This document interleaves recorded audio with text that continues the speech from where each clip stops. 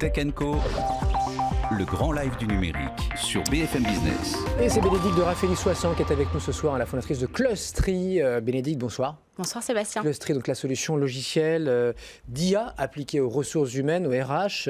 Vous rendez, c'est un peu votre signature, la gestion de carrière accessible à tous les employés. Donc là, on parle aussi ensemble Future of Work. Voilà, c'est un thème à la mode. Mais pour vous, enfin vous et pour vous, pas besoin de mais, c'est bien donc l'entreprise qui est à la clé dans cette transformation, cette révolution. Tout à fait. Le sujet, c'est que tout le monde s'accorde à dire que le futur du travail va être désiloté, dynamisé, que les statuts vont être complètement éclatés. Donc on va avoir des individus qui seront parfois freelance, parfois salariés, qui vont évoluer entre des métiers. Et ça donne l'impression que l'entreprise, elle subit cette réalité, que c'est un peu une lame de fond qui s'impose à elle, alors qu'en fait, on est convaincu que l'entreprise, elle a un rôle à jouer pour rendre ce futur du travail possible.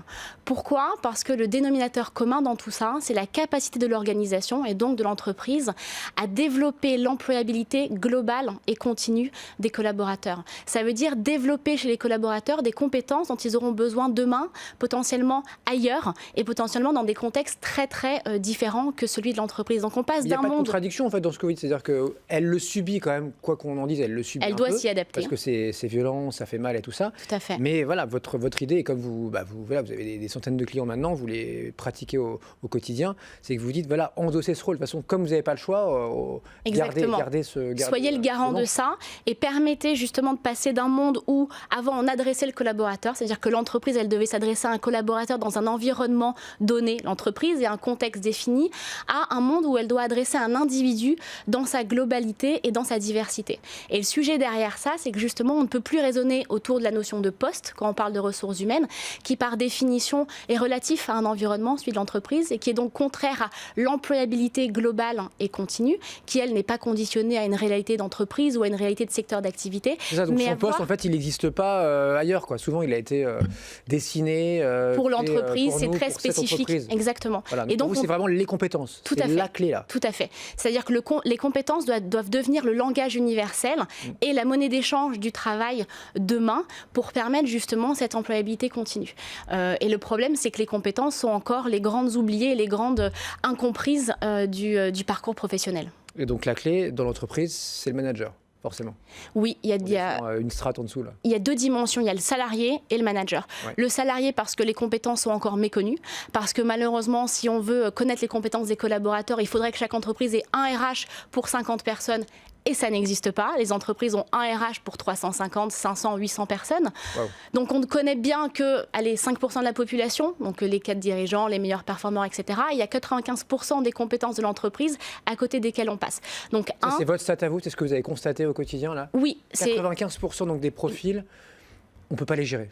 Donc exactement. On ne sait pas ce qu'ils font, on ne sait pas ce qu'ils veulent, on ne connaît pas leurs aspirations, on connaît à peine leurs compétences. En tout cas, compétences, appétences. On croit les connaître, mais on pense les connaître, on les méconnaît parce qu'on accompagne réellement que la couche haute de l'entreprise. C'est 5%. Exactement, parce qu'en ayant un RH pour 350 personnes, on n'a pas une connaissance approfondie. Il est terrifiant ce chiffre. Il est terrifiant. Ouais. Et c'est pour ça qu'aujourd'hui, beaucoup d'entreprises et beaucoup de nos clients vont vers une gestion des carrières qui est portée par le collaborateur, qui va pouvoir justement déclarer ses compétences, être accompagné pour détecter des potentiels et des aptitudes cachées. Et c'est ce qui va driver une meilleure connaissance des collaborateurs. Et le deuxième levier, et celui que vous évoquez, c'est le manager. Ouais. Tout à fait, parce qu'aujourd'hui, voilà, on se dit... Ils sont très critiqués, très décriés, en disant, voilà, les petits cheffaillons, tout ça, tout à fait. Ils en prennent pour leur grade en ce moment. Ils ont un rôle de contrôle. En fait, hier, on avait besoin de compétences qui étaient définies, qui étaient normées. Demain, il nous faut des compétences universelles et dynamiques. Donc, ça veut dire travailler sur une employabilité continue et le développement des compétences en continu. Ça passe par la formation, évidemment. La formation avec des programmes, avec du mentoring, avec du contenu. Mais en fait, quand on pense aujourd'hui qu'on passe beaucoup plus de temps dans nos expériences professionnelles cumulées que dans la formation, avec un temps dérisoire sur la formation, ça veut dire que l'expérience devient la nouvelle formation. Et la vraie question, c'est celle que vous évoquiez, c'est pourquoi est-ce que dans ce cadre-là, alors que l'expérience devient la nouvelle formation et donc le garant du développement des compétences transversales du collaborateur, pourquoi est-ce que le manager a encore un rôle de contrôle et de délégation ? On le voit, les managers aujourd'hui, ils sont évalués sur leur capacité à fédérer les équipes, à contrôler l'activité, à définir la stratégie. Donc en fait, le manager consomme des talents dans en fait, la logique d'atteindre les objectifs qui lui sont fixés. Or, il doit, comme vous disiez en introduction, là, Bénédicte, garantir, enfin je ne sais plus qu'on l'avait dit, mais développer ou garantir l'employabilité de ses salariés, de ses collaborateurs et le développement de compétences transversales qui pourront mobiliser demain dans un autre contexte, dans un autre job, dans une autre entreprise.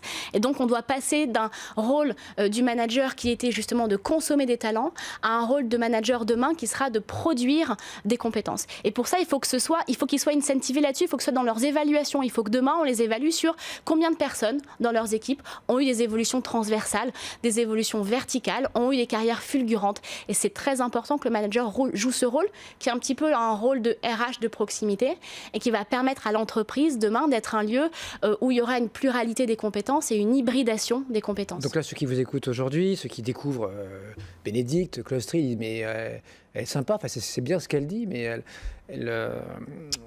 oui, c'est un constat, c'est du yaka faucon. Mais en fait, ça, c'était avant l'IA, grâce à l'IA. Et donc, entre autres, votre solution, c'est possible maintenant. Nous, on a une solution en effet qui s'adresse aux collaborateurs, aux RH, aux managers, qui va permettre de détecter les compétences, les appétences cachées de chacun des collaborateurs et donc d'adresser 100% de la population et non plus 5, et de faire des recommandations pertinentes de postes, de parcours, de formation. En permanence. En permanence. Et sur ces 3 populations. C'est pas une fois par an l'entretien d'évaluation du 1er au 31 janvier. L'idée, c'est de faire de la carrière une conversation continue et non pas quelque chose auquel on pense une fois par an quand on a son évaluation avec son manager. C'est déjà une réalité pour des milliers de salariés. Malheureusement pour la grande majorité, ça reste du future of work. Mais voilà, vous y travaillez avec d'autres confrères. Donc Clostry ce soir sur BFM Business. Merci beaucoup Bénédicte. Merci Sébastien. Dans Tech & Co, on est là tous les soirs, dès 20h, à la télé, à la radio. Ça marche bien aussi en podcast et en replay.